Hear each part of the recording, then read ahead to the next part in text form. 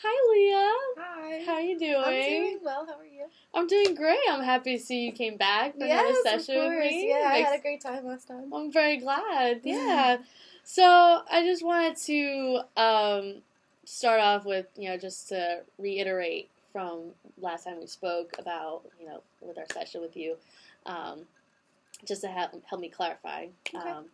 From what I gathered last time, the concerns you had when you came were the communication that you have with your loved ones, which derives from your parents' communication and from their divorce that's from 15 years ago. Yeah. And with that being said, part of it you feel that with this lack of communication, part of it's with your relationship with your dad, and how that impacts you today with, again, just how you interact with other people. Mm-hmm. So I just want to make sure we're on the right page with you are. Yeah. your concerns. Actually, you said it a lot more simply than I ever thought about it. Oh, so well, I'm happy to hear that. Help simplify is what I'm here for to do that. So with that being said, I would like to kind of talk more about your thoughts and what makes you think that coming today, with recently you've been having all these thoughts about your parents' divorce and how you communicate with other people and how you have this challenge of communicating. I was wondering if you could kind of tell me more about your thoughts of your father and your relationship and how you feel that impacts your other relationships today. Okay.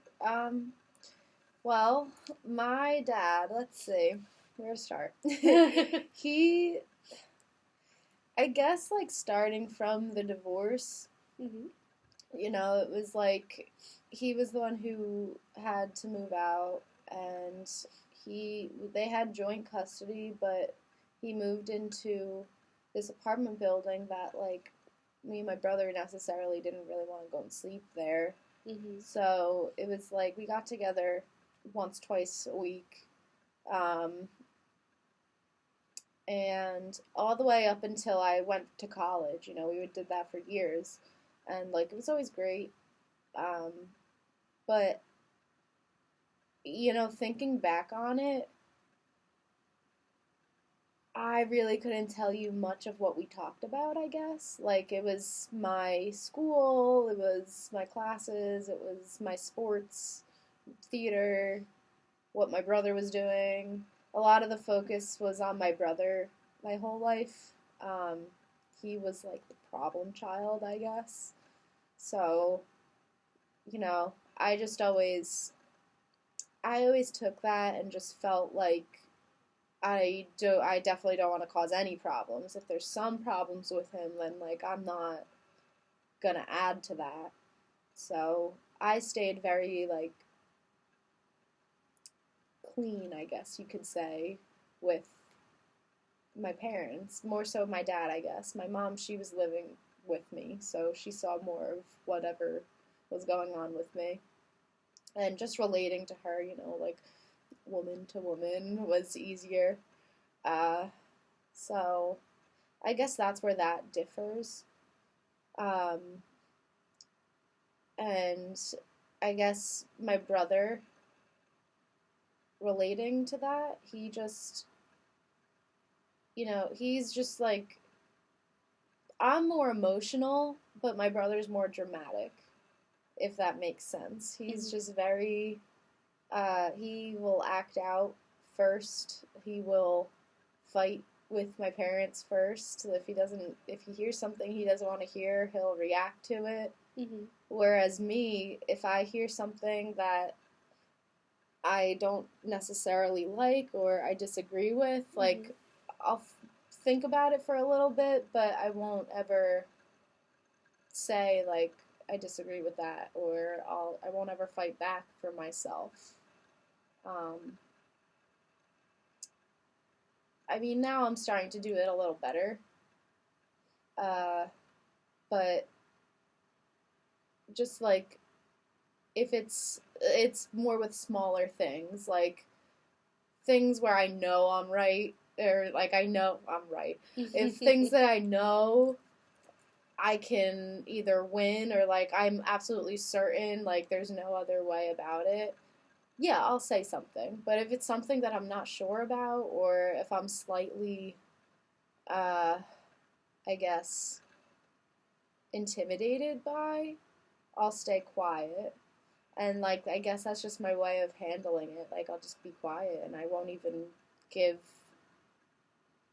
acknowledgement to it even. I think that affects a lot of my communication. Where I'm just a very like I'm not I wouldn't say stoic. Like I've got a personality and I've got facial reactions, but I'm very I'm comfortable with not saying anything, I guess. Yeah. But at the same time, like, I'm not comfortable with that. Like, I want to say more. So, could you tell me, a little bit about your thought process behind what makes you hold back, from speaking out your own thoughts? I do understand, what you're saying, that you feel intimidated if you're uncertain with, if you're correct about a situation or not. Right. Excuse me. But with you saying now that, you have this intimidation, I'm just wondering to hear, what could be the causes in your head? Like, what are thoughts that are coming to your mind when you encounter this situation where you retreat? I guess I don't want to start an argument. I don't want, like, anyone for that matter. Like, I just don't want them to get mad at what I'm saying. And, like, I don't think necessarily, like, if I tell my dad, no, you're wrong about something that I'm unsure about, he's going to get super upset about it. I don't really know that, but I guess that's why, I don't know, I guess it's intimidating just because he probably, I don't know. I guess he's, like, yeah, I guess just fighting in general. I really don't like to fight. Like, there was enough of it with my parents. Obviously they fought a lot, and that's why they got divorced. And then my brother, afterwards, he fought a lot with my mom and with my dad about everything. And then my brother with me, I mean, I guess me and my brother don't really fight that much, but, like, even with me, he could get argumentative, and I'm not even arguing. Like, I'm sitting there, like, not saying anything, and he's yelling, and I'm like, I don't want any more yelling. I don't want to fight with anyone. So it sounds like to me, from the past, when your parents first got divorced, growing up, you encountered all these situations with them constantly fighting and seeing your brother as being perceived as the problem child.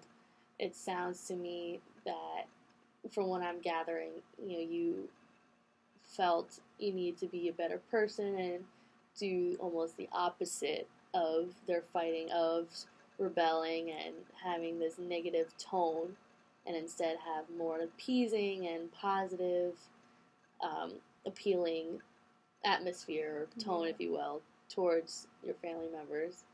Yeah, I guess so, yeah. In a way. Yeah, definitely, actually. Yeah. And, with that being said, I was wondering maybe, we could try to talk a little bit more about, I'm trying to think, with all this that's happening for you, with these interactions. I do understand. I noticed you mentioned that your relationship is different between your mom and your dad. So when you're with your mom, you're more expressive. You're more open to being yourself. Whereas with your father, you're more closed off. And I was wondering if you could tell me what your mom may be like that differs from your father. Where if you could tell me what makes you react more positively to your mother than to your father. She My mom is very much like my friend, too. Like, she, like, I don't know, when I grow up, I want to be exactly like my mom. Like, I just think she's very rational and funny, and she, like, has a great sense of humor, but she, like, is so strong, I guess. Like, she's just very, I don't know. I feel like my mom is exactly who I want to be when I grow up. Because she's just very, sure of herself. And I'm not all the time. So, she, as opposed to my dad, like, he's all over the place. He doesn't know what he knows what he wants, like, but I think out of the long run, like, I don't think he really knows what he wants. He's a very day-to-day liver, I guess. More of the and my mom, she's got, like, crazy aspirations for, she's 63 years old, and she still, like, wants to drive around in a convertible and buy a log cabin and just, like, go to the moon. Like, I don't know. She talks about these crazy things. I think it's hilarious. Of course. Yeah. Gotta look forward to something, right? Yeah. So, yeah, and I guess I just don't get that as much from my dad. It's very, like, work, school, family related issues we talk about, and then that's it. So what you're saying is because, your father seems uncertain as to where he stands, as an individual, that you may feel that disconnect with him because, as as your father, there's certain expectations that you look up to when growing up, and they teach you so many values in life and how to do simple things as tying your shoes and making your bed. Mm-hmm. And sounding to me that he doesn't seem to have everything put together where you can look up and aspire to, and therefore maybe with your thoughts you feel to avoid more, I guess, a word like destruction or more disconnect with him, and being interactive with him. It sounds to me that you would rather just make everything more positive, more certain with him, and just keep things simple instead of creating possible conflict by speaking your mind if you don't agree with him, or there's opinions you have or advise him with to help him. And yeah, that sounds pretty on point, actually. In a way. Yeah, I never really looked at it that way. Yeah. That's why you definitely try to hash it out, talk about it. Mm-hmm. And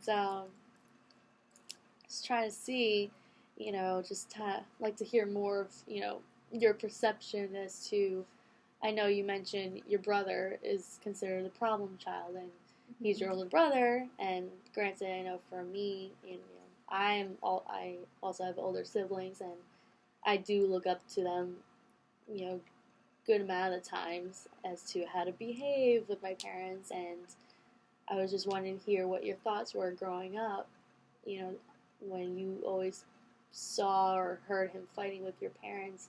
How did that make you feel being around him?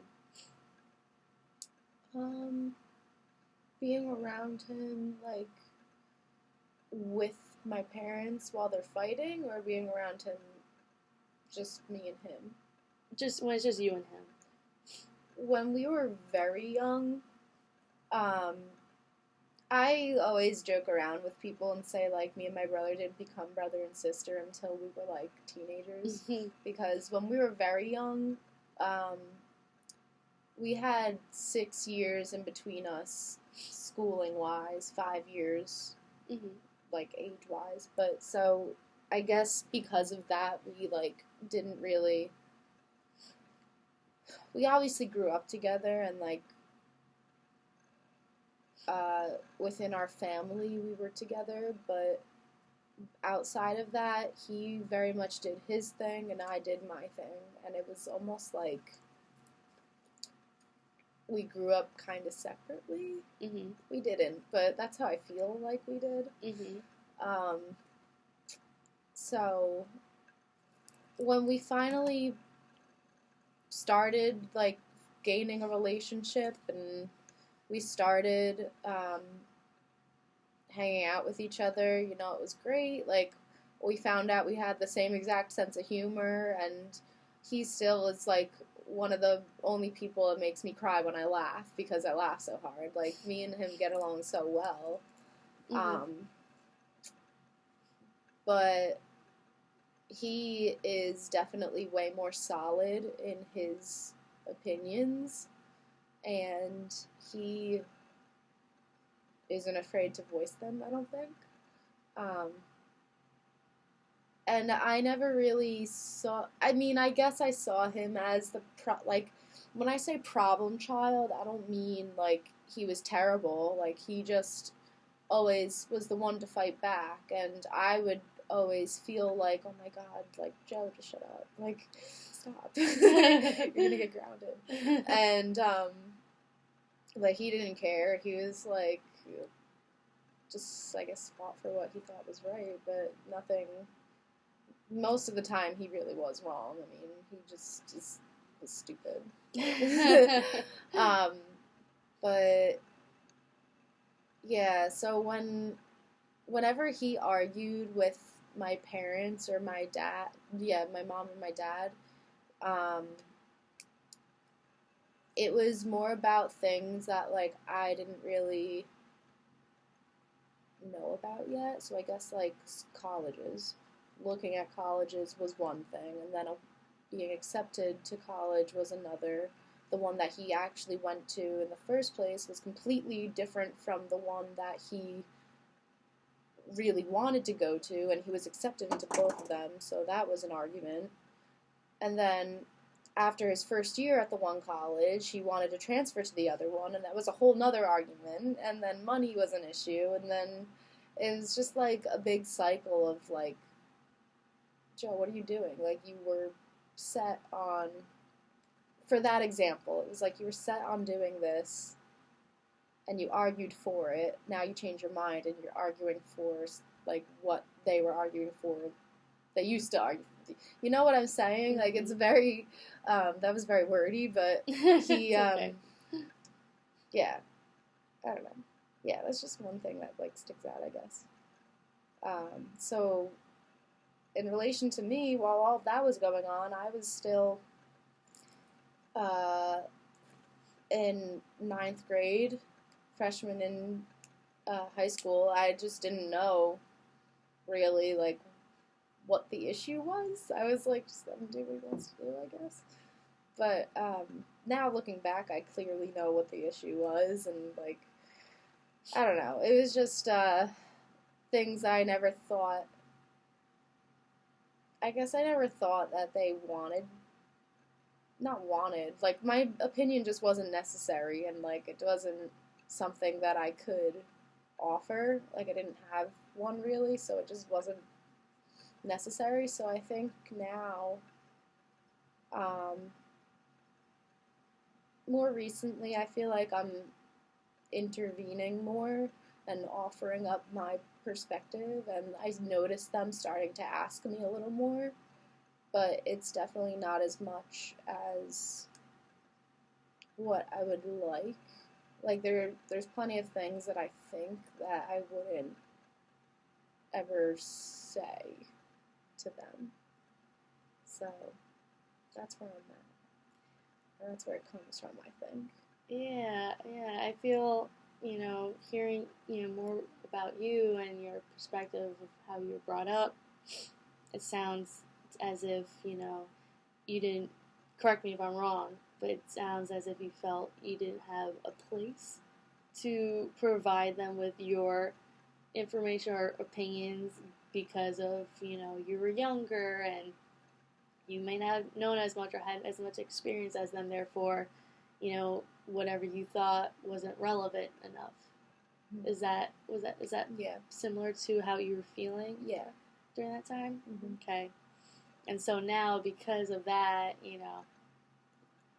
maybe it's relating to this communication of lack thereof of, when you have more loved ones that you want to talk to and, voice your opinions, you hesitate because it could be one of the ideas that's in your head that you feel it's irrelevant. What you feel or think is not important enough to bring up, or something where you feel confident enough to mention to your loved ones.